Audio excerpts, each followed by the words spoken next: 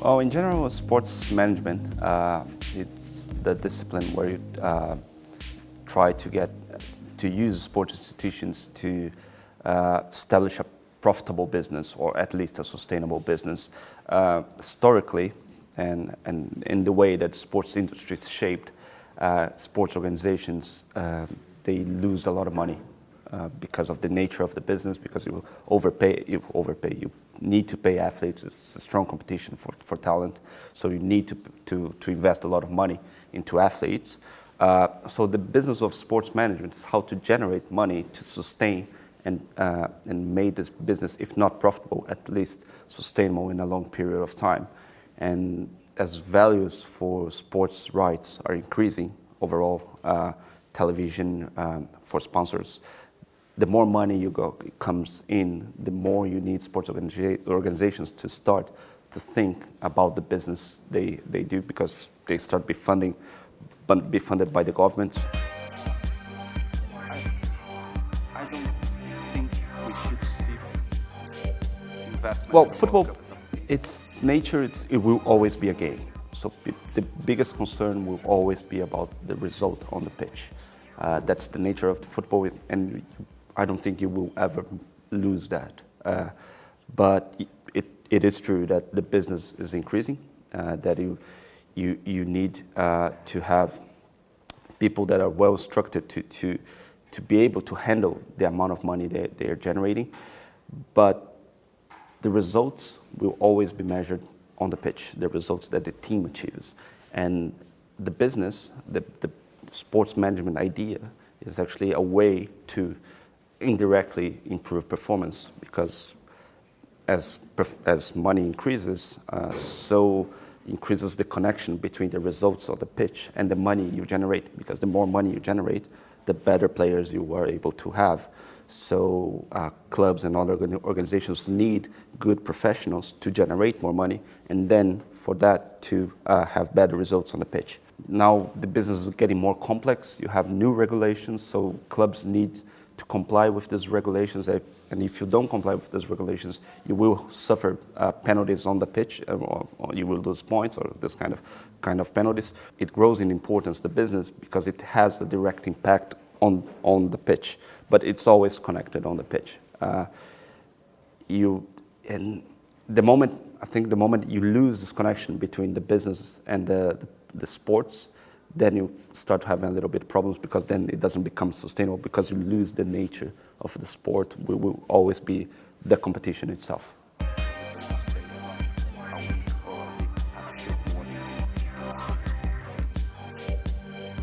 Very, very big differences in terms of the values that you have in Latin America are much smaller than in Europe. The way that the business is sustained, so for example, in Brazil and Latin America, most clubs are members associations, so the members pay the fees. You generate most of the revenue through TV, but they are non-profit organizations. Whereas in Europe, you have different models where you have few clubs are owned by very wealthy professionals that they put money in, and they don't really are worried about how that money will if they will make a profit or not from the club. But then you have also the investors that they put money in and they want to make a profit from the club, and this changes the management of the club. So you have it's hard to say that there are so many differences between football in Brazil or in Russia or in Europe. Even within Europe, Spain is very different from Portugal, that's very different from England, that's very, very different from Germany.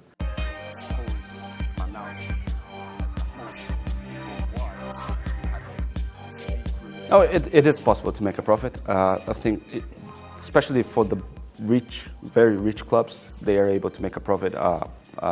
Manchester United makes a profit.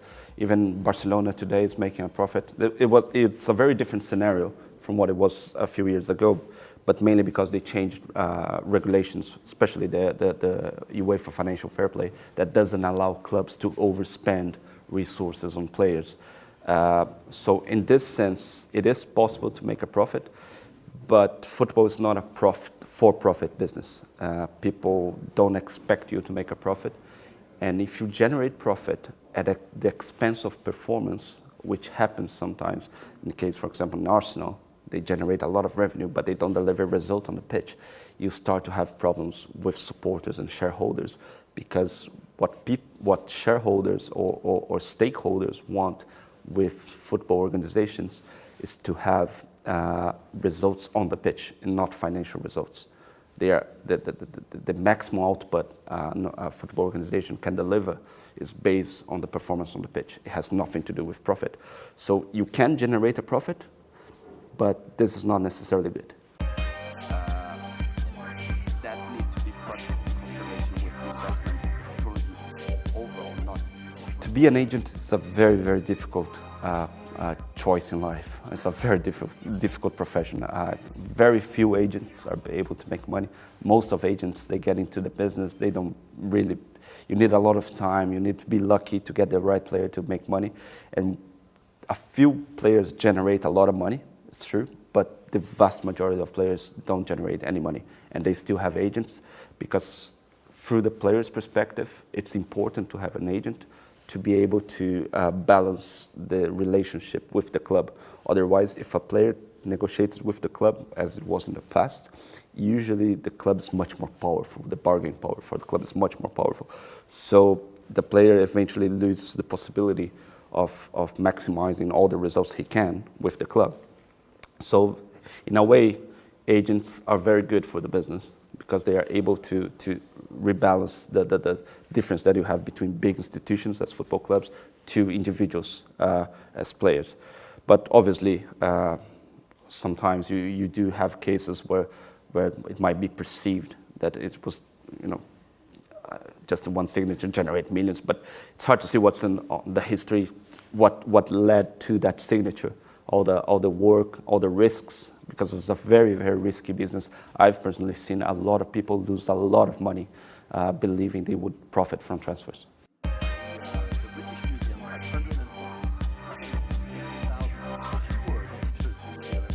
I'm part of Cruyff Institute, that's based in Barcelona. We are educational and consultancy institution for sports management, and we have our numbers are growing and growing every year, and we can see in the industry the numbers, the educational industry, the numbers of universities that are promoting sports management courses and institutions that are developing courses, because there's a lot of interest of people wanting to study that.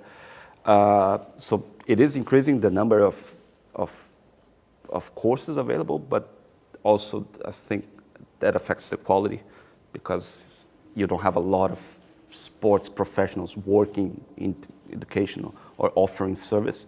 Tends to be a very closed industry, so it's hard to find good courses in sports management. Even though you have them, there's a growing interest, there's a growing offer, but you do lack. I think you do lack the good quality for that.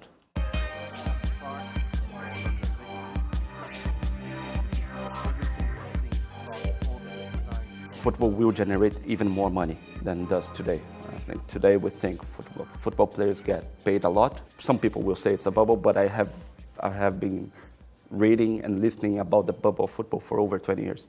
If you read articles from the 1990s or the 1980s, people will say, "Oh, football is not sustainable. The players are getting too much money," and I don't think that, because the way the industry works, because broadcasting values will go higher. I don't think they achieved the roof of the value at the limit. I think that's still a big way to go yet. And because that money, the money that you generate from broadcasting goes transferred almost instantly to players, I think there will be much more money. If we take in consideration all the money that's involved in football into football organizations, it might look a lot, but it's not really a lot of money. It's a very medium. If you compare a football club in terms of revenue with other types of enterprises, values are very like a mid-sized supermarket. It's not a very big business, so I think there's still a lot to grow.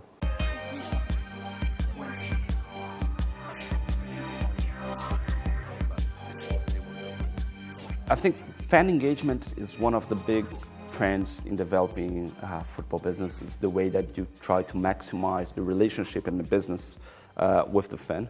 And social media, new technologies are allowing clubs to get more connected to the audience, directly to the audience. So I think there's a lot of attention being paid into this, and a lot of technologies being developed on trying to create ways that the fan can engage with the club more than just in the moment of the match or just in a few moments through the week. It's a big challenge. Sports, it's as football. There's a say that football is the most important thing of the less important things. So how do you reach that? How do you make football an important thing into the important things? You do have a target, an audience for that, but it's still small.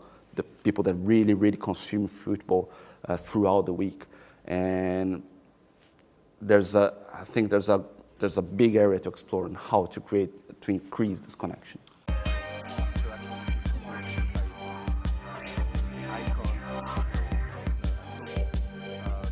Biggest impact that the World Cup has in a country is on the football infrastructure.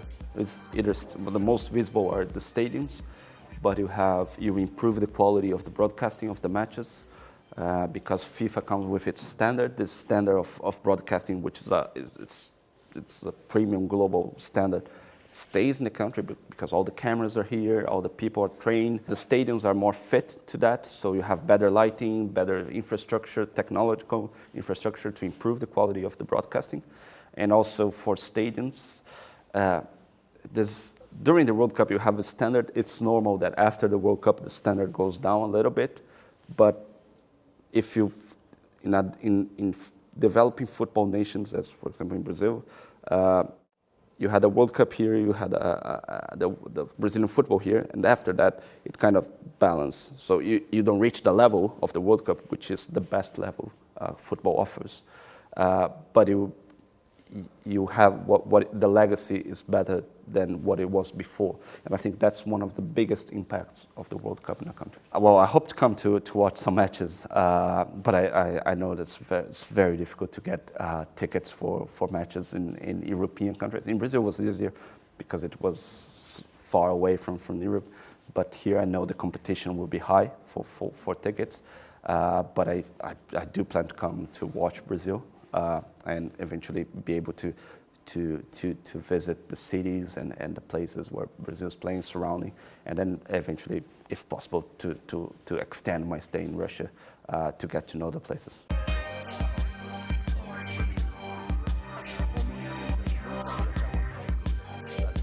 I think it's a fantastic idea. When you're in Brazil, in a country which is so different from Brazil as Russia is, from Latin America, the culture, the climate, the history, the distance is so big. You cannot overstate the importance of companies trying to create the links between such different cultures, and this link that you create, this bridge you create, I think they do help to spread the different visions of society that you have in the world, because obviously the Russian view of society is very different from Brazil's view, and when you can make those two meet, I think you expand the horizons in both countries, and it's very hard for that to happen if not promoted by companies such as La Cruz. How do you make them legacy?